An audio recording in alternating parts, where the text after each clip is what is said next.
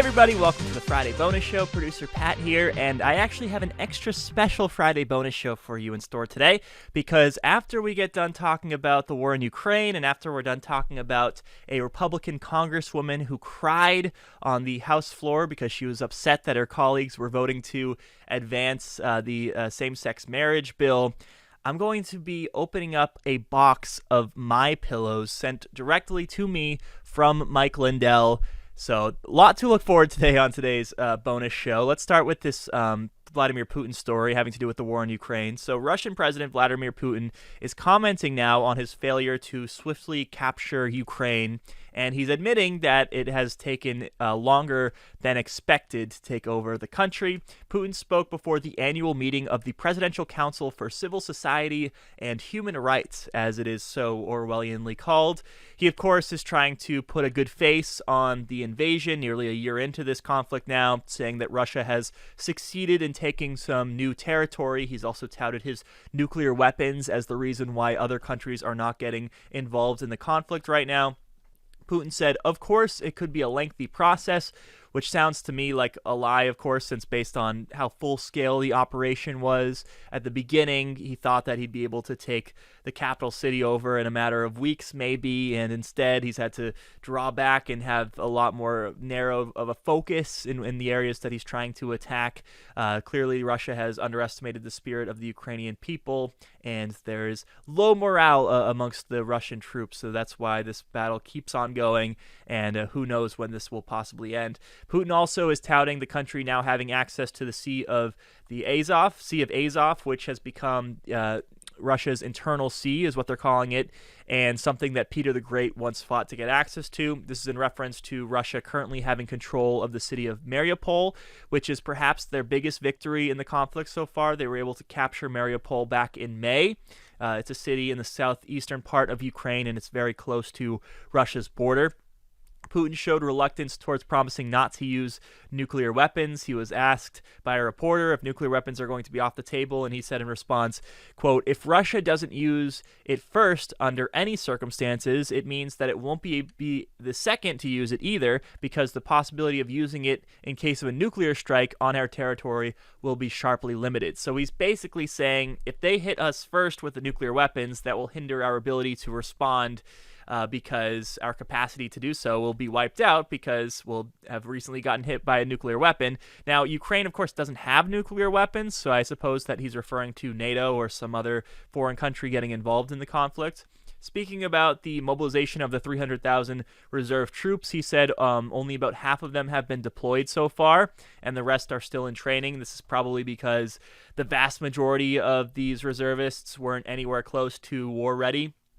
And the deployment announcement was back in September for these reserve troops, so it's going to probably take a long time for many of these guys to get into shape. Now, what's crazy so far is to look at the casualties of the conflict. It's believed that about 100,000 Russian soldiers have either died or been injured from the conflict, and the same amount on the Ukrainian side, about 100,000.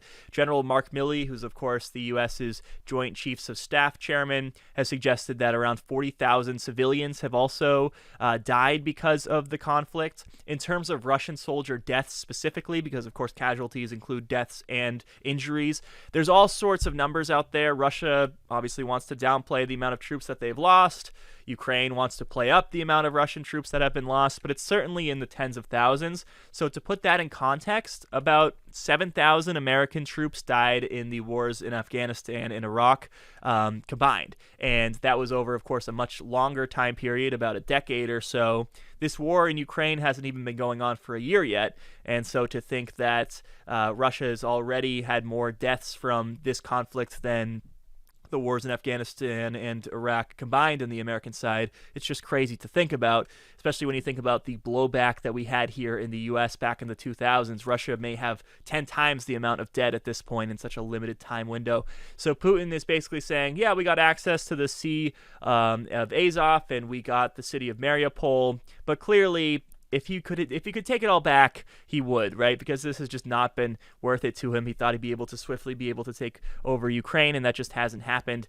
I'd imagine if he knew what a challenge this would be, he wouldn't do it. And now at this point, he's all in, and he has to keep going or otherwise find some way out of this conflict while still be able to save face. And the most optimistic yet realistic outcome in all of this that I'm thinking of is that Putin, for one reason or another, won't be the Russian president for too much longer, either because, he's killed or he dies from the cancer diagnosis that he likely has, or someone takes over the country in some shape or form.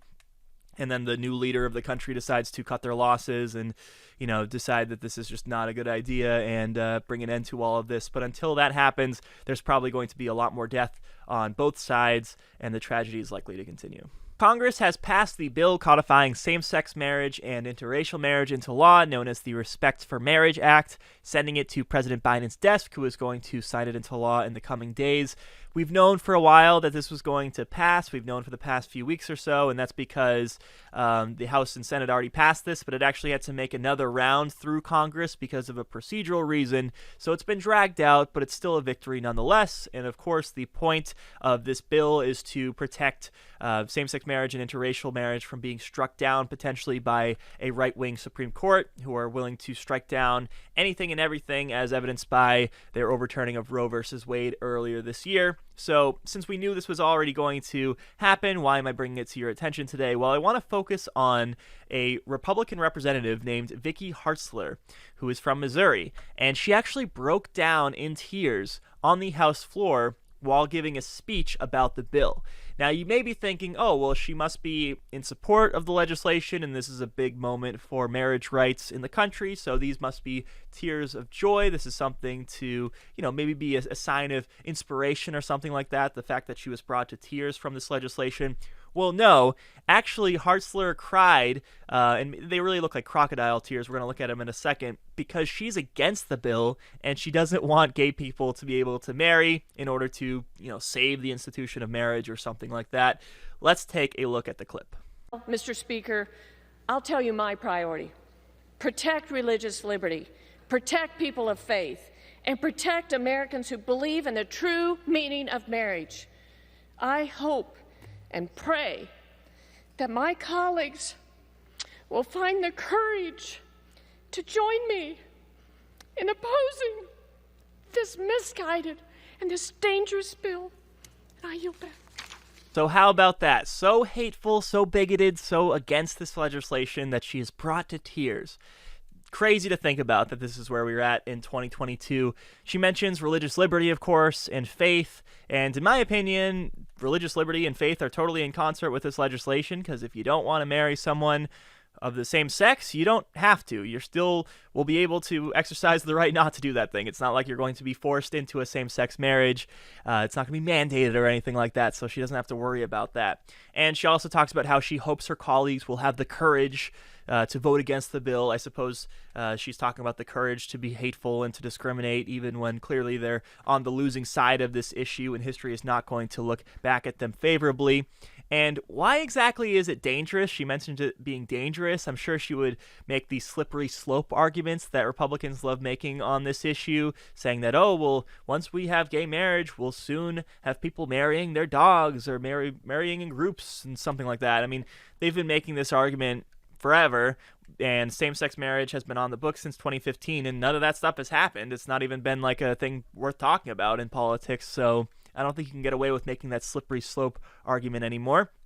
Gay people are able to get the same rights as straight people and can have their relationship respected and protected in the same way that straight people can. Straight people can still get married. I'm not sure exactly what the problem here is, and I've actually joked around with friends of mine who have gotten married over the past couple of years, saying like, oh, well, do you feel like your marriage is going to be tarnished by the fact that gay people can now get married? Of course, making a joke that no, of course not. That's not an actual thing that people think. It's ridiculous to even have that stance or to believe that, a straight marriage is going to be tarnished in any way because now people of the same sex can also get married. If that's what you think, then maybe your relationship isn't as strong as you may have thought. But people like Vicky Hartzler either believe that or pretend to believe that, and she's acting like she's making some profound speech that history is going to remember her for. So powerful, so important that she was brought to tears in that moment. Give me a break. So Republicans have taken yet another L on this issue, and I hope it's the last L they'll have to take on it, because my hope is that the political discourse will get beyond this issue and we can just look at same-sex marriage and interracial marriage as settled issues by now. It's a long time coming, but hopefully this is the end for this issue. So you may remember a few months ago when MyPillows CEO Mike Lindell was on our program for an interview, he offered to send David some pillows to test out. Let's take a look at this clip just to remind us all of what happened. And I will send you some pillows here, my assistant. Beautiful. I would like you to try them out, and you need to sleep better, David. I will try it. Energy I do. It's better than like a goose down pillow? No, Goose, that's the worst thing for you because your cervical nerves and your neck, when you're sleeping on down, it goes down and you're bending your cervical nerves and your vertebral arteries. So you end up using your arm, folding your pillow. You get sleep interruptions. I could talk to you all day about this. So after that appearance, the Lindell team didn't get back to us about sending the pillows. And so David started to mention how he never received the pillows. They never reached out. And they apparently caught wind of the fact that we were complaining about not receiving the pillows because I did hear back from their publicist a couple of weeks ago saying, we're perfectly willing to send you the pillows. So I forwarded that message to David, but David said, I have enough pillows. It's okay if you receive the pillows instead, Pat. And so today I got the pillows in the mail and I wanted to do an unboxing with you and review the pillows to see exactly how they are. So I have the box right here. Here it is. And I'm hoping that there's more than just pillows in this box, but we're going to have to see. So let me open this thing up. Oh boy. All right. It's a big box. That's for sure. Probably should add some scissors handy. Oh my, it is more than just pillows. There's a lot of stuff in here. I can already tell. All right, pillow number 1. Pillow number 2. And you know what? I'm realizing this may be difficult to actually do a proper review of because I'm going to have to see how they open up. Pillow number 3. Pillow number 4.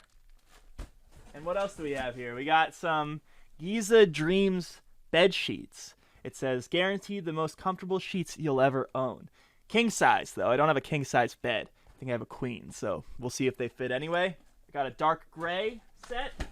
And then it looks like, what else? I got a white set as well. Oh, the queen. Perfect. That's going to fit on my bed perfectly. Queen size white bed sheets. All right, so we'll have to see how these are. Let's see how this pillow opens. Is it going to be one of those things that just expand right away? It says, guaranteed the most comfortable pillow you'll ever own. Premium quality, washable, and dryable. Okay, it says, place pillow in dryer for 15 minutes before first use. Okay, so I'm actually realizing I can't really give a proper review today because it's going to take some time to actually get this thing set up. I'm going to have to put it in the dryer and everything else. Oh, I can already tell it's not as firm as I tend to like MyPillows to be. Not MyPillow, the brand, but you know what I'm saying. But maybe if I stack them up, it could be pretty good. I do have 4 pillows here. I'm not going to bash the quality or anything like that. I have my own particular pillow preference. I don't have to have them be like a memory foam or anything like that, but I like more firmness than what I'm getting from here. But I'm definitely realizing I can't really give a proper review of the pillows today. That we're going to have to probably save that for Monday's bonus show once I've properly put them in the dryer, once I've put the sheets on the bed and properly tested everything out. So this is going to be it for today. I think I'm going to have to leave it as a cliffhanger. But you best believe I'll update you on how the MyPillows are, how the MySheets are, and everything else. And despite that, I'm happy they sent me everything. I'm looking forward to it, and that was definitely nice of them to do. So all right, that's going to do it for today's Friday bonus show. Have a great weekend, everybody, and we'll see you next time.